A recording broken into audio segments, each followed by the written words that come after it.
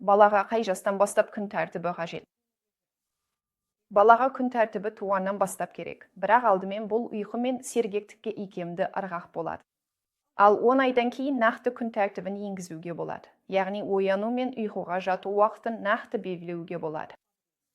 10-12 айға дейін баланың күндізгі ұйқылары көп және олардың ұзақтығы әртүрлі болғандықтан, сонымен қатар үнемі өзгерістер болып тұрады. Бірде күндізгі ұйқы саны азаяды, бірде ұйқы мен сергектік нормалары өзгереді. Сондықтан күн тәртібін нақты белгілеу қиын әрі бала үшін физиологиялық тұрғыдан дұрыс емес.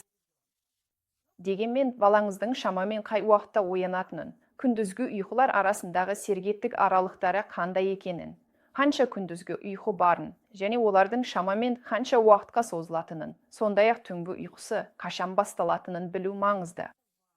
Бұл күннің белгілі бір болжамдылығын қалыптастырады. Біз мұны күн ырғағы деп атаймыз.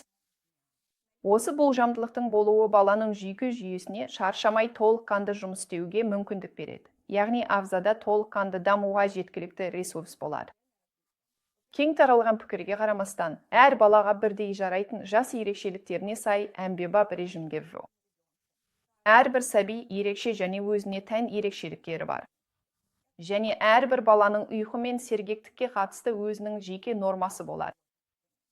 Егер балаңызға сай келетін режим дұрыс қалыптасқан болса, онда ол келесі мәселелерге тап болмайды.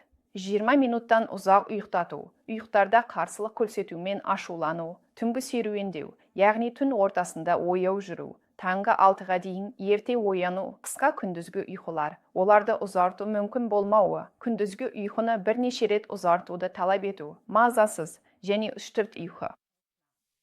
Ал егер сізде аталған мәселелердің кем дегенде бірі болса, оны режимді түзету арқылы оңай шешуге болады.